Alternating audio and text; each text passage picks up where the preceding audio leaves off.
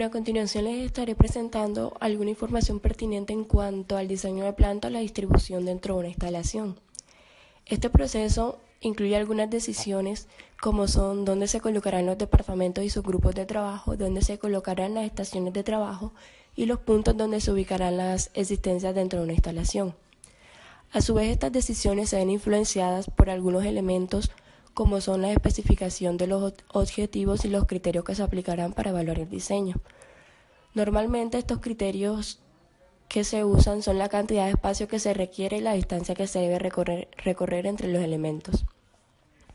Además, se tiene en cuenta el cálculo de la demanda de productos o servicios, el procesamiento que se necesitará en cuanto a operaciones y cantidad de flujo entre los elementos de la distribución, el espacio necesario para cada uno de los elementos y la disponibilidad de espacio dentro de la instalación. Con el diseño de planta se busca ordenar los elementos de manera que se garantice el flujo continuo de trabajo en una fábrica o el patrón de tránsito dado en una organización de servicios. Esto además para lograr una eficiencia mayor a nivel de costos y garantizar la seguridad y satisfacción a cada uno de los miembros en la organización. El diseño de planta es determinado teniendo en cuenta la estructura de flujo de trabajo que se aplica en dicha organización.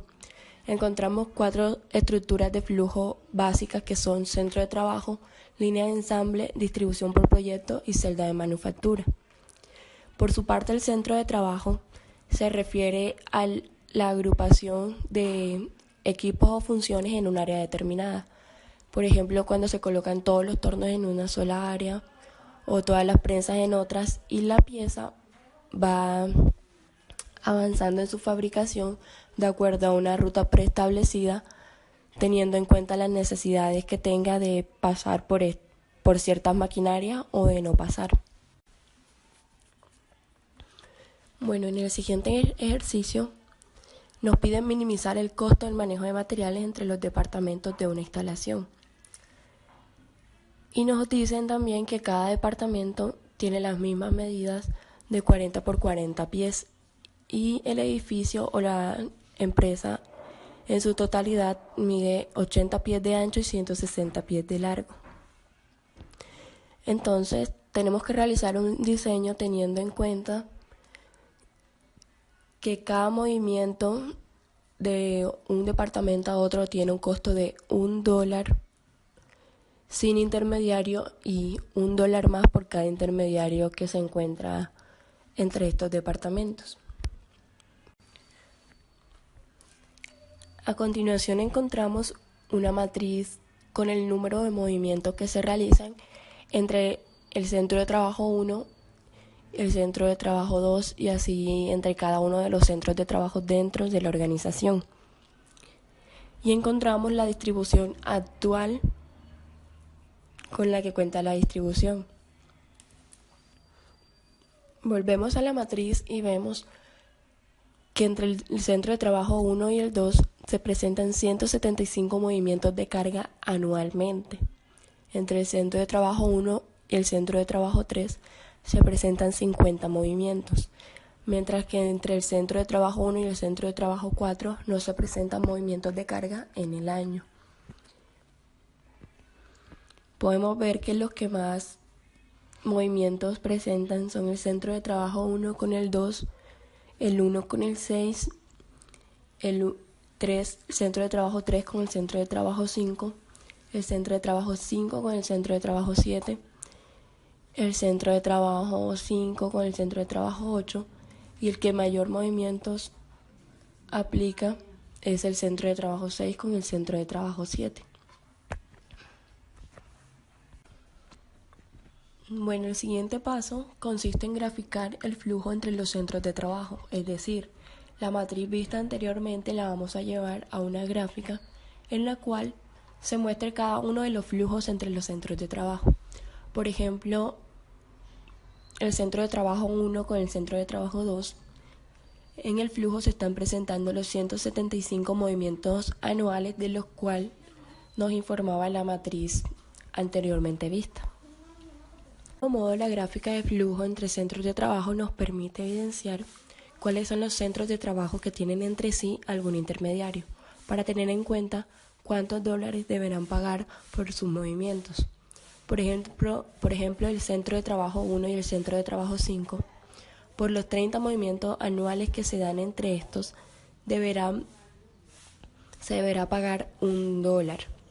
Pero también cuentan con la estación de trabajo 3 como intermediario entre estos. Por esto ya no será $1, sino $2 por cada movimiento que se presenta entre el centro de trabajo 1 y el centro de trabajo 5. Esto que dije anteriormente se ve reflejado en la matriz de costos que se debe elaborar, en el cual entre el centro de trabajo 1 y el 5 se representan los $60 que acarrean los 30 movimientos de carga anuales. Asimismo se hacen con todas las estaciones de trabajo, teniendo en cuenta si entre estas se presenta algún intermediario o no. Esta matriz de costos nos arroja como resultado un costo total de $3.474. Para esto se realiza una primera solución en la cual tomamos la estación de trabajo que involucra mayores costos con relación a la estación de trabajo 1, que es la estación de trabajo 6, porque esta presenta $400 por los movimientos realizados con la estación de trabajo 1. Para esto se pone de una forma más cercana a la estación de trabajo 1 con la intención de minimizar estos costos, pero al mover la estación de trabajo 6 se aleja también de la estación de trabajo 7, que como podemos ver sus costos también son bastante elevados, por lo cual se considera que quizás no sea tan conveniente esta solución. De este modo llegamos a una segunda solución en la cual la matriz de costos nos indica que aunque los costos entre la estación de trabajo 1 y la estación de trabajo 6 fueron reducidos, también se incrementaron en manera considerable los costos por el centro de trabajo 6 y el centro de trabajo 7, que era lo que les comentaba anteriormente al mostrar que como sus costos también eran elevados, no era conveniente distanciarlos porque esto incurriría en mayor costo de acuerdo a los intermediarios que se pudieran presentar entre estos dos centros de trabajo. Además, el costo total fue de $3.736, el cual es mayor a la solución que se tenía inicialmente. Por tanto, no se ha conseguido una solución viable para la organización. Finalmente, y realizando todos los pasos, se llega a una solución viable en disminución de costos, el cual es de $3.550. Pero esta distribución es la que se presenta a continuación y aunque es viable en costos, se considera que quizás no sea una distribución adecuada por la organización que se dio. Por ejemplo, el centro de costura está muy cerca al centro de pintura, por lo cual en algún momento la pintura puede ser contaminada por hilos o algún material disperso en el aire. Del mismo modo, se necesitaría mayor supervisión porque los centros de ensamble están bastante distantes, así como también el transporte de estos hacia el centro de embarque y recepción. Cabe resaltar que es muy difícil llegar a una solución rápida, puesto que en este caso tendríamos muchísimas alternativas de solución, las cuales quizás no podríamos estudiar a profundidad en este momento. Bueno, en ocasiones la cercanía de los centros de trabajo no se da por cuestión de el número de movimientos que haya entre ellos, y para eso se acude a realizar un diseño de planta teniendo en cuenta otro método que es la planeación sistemática de la distribución. En esta debemos realizar una matriz A en la cual se expongan la calificación de la cercanía entre los departamentos y la razón de las mismas. Por ejemplo, en este ejemplo tenemos una matriz C que nos indica la calificación de la cercanía.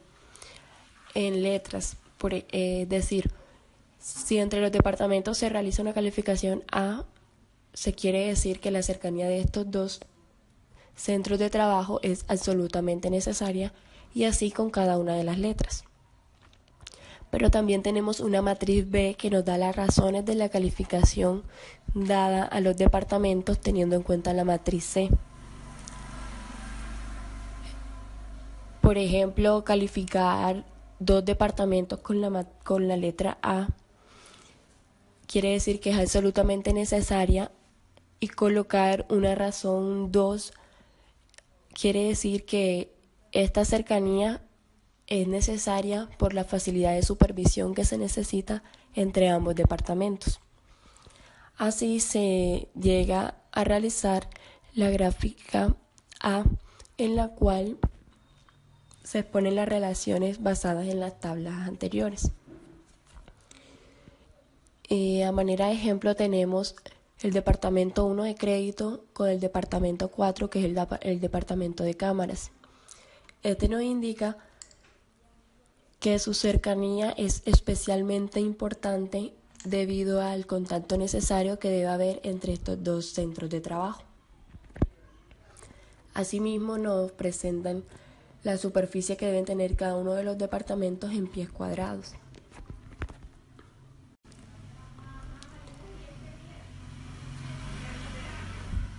Asimismo, cabe resaltar que cada una de las calificaciones en letra también tienen un código de líneas que nos facilita la elaboración del siguiente paso, que es realizar una gráfica de la distribución que se desea de acuerdo a la matriz de relaciones que realizamos, pero teniendo en cuenta los códigos de línea. En este caso, la solución dada es la expuesta a continuación,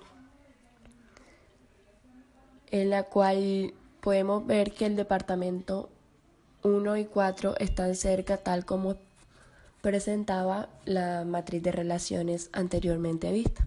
La estación 4 con 2, la estación 3 está lejos de la 2 y la 2 está cerca de la 5.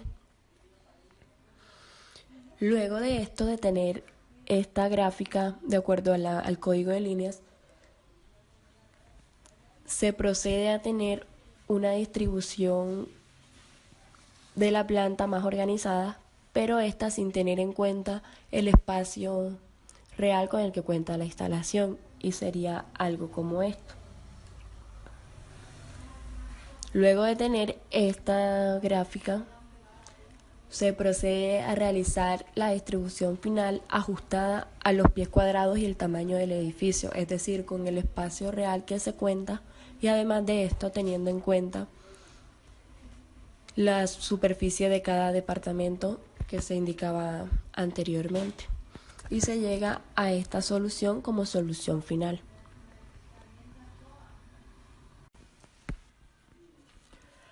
Ahora llegamos a otra estructura de flujo de trabajo, que es la línea de ensamble. Esta se refiere a un ensamble progresivo que está ligado por algún tipo de aparato que maneja los materiales, y cada una de estas líneas tienen alguna diferencia en cuanto al aparato que maneja los materiales o la configuración de la línea, así como también a los pasos rítmicos que se manejan o la mezcla de los productos si se manejan muchos o pocos productos dentro de la línea de ensamble. En este tipo de estructura es importante tener en cuenta el balanceo de la línea de ensamble, porque muchas veces consideramos que este balanceo se usa solo para equilibrar el ensamble en términos de programación, pero esto también puede tener implicaciones en la distribución de una planta, debido a que esto puede reflejar que el tamaño o el número de las instalaciones usadas y sus departamentos no es el adecuado y debe tener una modificación física. Asimismo, podemos observar otra estructura de flujo de trabajo que son las celdas de manufactura. En estas se asignan máquinas diferentes a las celdas para que éstas trabajen en productos que tienen requerimientos de procesamiento o formas similares. Y a su vez estas pueden ser usadas en trabajos de ensamble. Este tipo de estructura genera algunos beneficios como son las mejoras en las relaciones humanas, mayor experiencia de los operarios, se crea menos inventario de trabajo en proceso y manejo de materiales y también se prepara más rápidamente para la producción. En el siguiente ejemplo tenemos 4 familias de piezas que están representadas por cada una de las flechas aquí vistas. Y también podemos ver el proceso de fabricación que estos sufren de acuerdo a la maquinaria que interviene. Podemos ver que las 2 familias de piezas naranja, inicialmente su materia prima pasa por la fresadora, luego por el taladro. Una de estas familias tiene que atravesar por el tratamiento con calor, mientras que la otra no necesita este proceso y pasa directamente al corte de palancas y de allí sale a ensamble. La pieza que pasó a tratamiento de calor luego pasa a los molinos y luego a ensamble. Mientras que la familia de piezas azules inicia su proceso en los tornos, luego pasa a la fresadora, luego el tratamiento con calor, seguidamente a los molinos y posteriormente sufre el proceso de ensamble.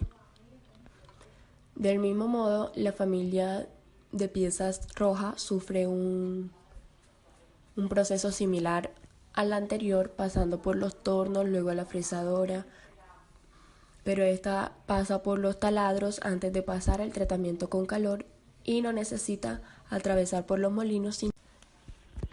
Luego el tratamiento con calor atraviesa el área de corte de palancas y posteriormente llega a ensamble.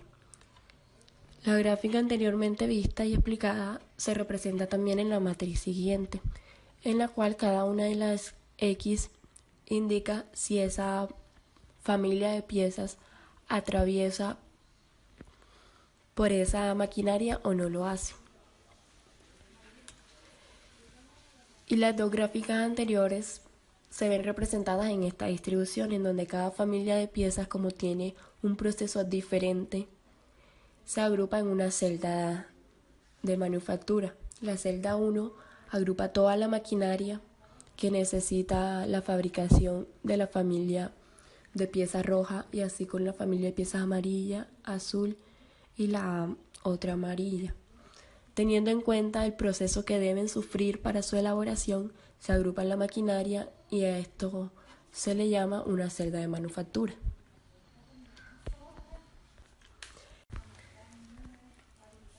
Asimismo encontramos la distribución por proyecto.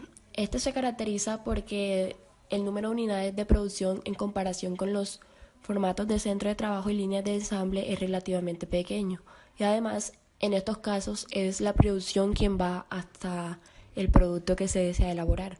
Ejemplo de esto son los barcos, las construcciones y además es importante tener en cuenta aquellos elementos que necesiten ser transportados muchas veces y esos son los que hay que tener más cerca porque un elemento o una pieza de un barco que se deba ensamblar una única vez y que necesite un solo transporte, por ejemplo, puede estar más distante a aquellos materiales o insumos que necesiten ser utilizados en distintas ocasiones durante la fabricación.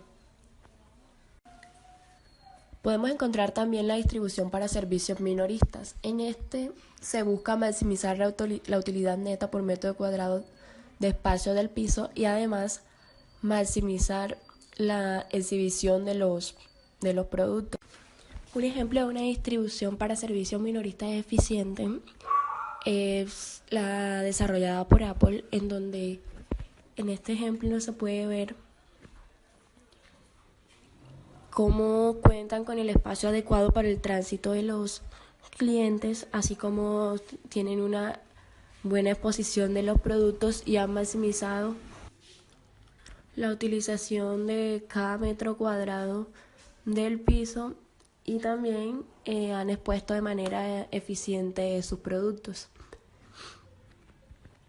Dentro de este tipo de distribución es importante tener en cuenta el Servicescape, que es como la parte humanista de la distribución realizada. En esta se tienen en cuenta las necesidades de espacio, el espacio real de las instalaciones y las condiciones ambientales a las cuales se va a exponer a los clientes, como la iluminación, la temperatura ideal dentro del espacio y entre otros factores que influyen directamente en un servicio adecuado. Y por último, encontramos también la distribución de oficinas, en la cual se pretende fomentar mayor comunicación y trabajo en equipo, y por lo cual la tendencia actual es que los espacios personales de trabajo estén separados no por paredes sólidas, sino por muros divisorios bajos, que permitan la interacción entre los miembros de la oficina.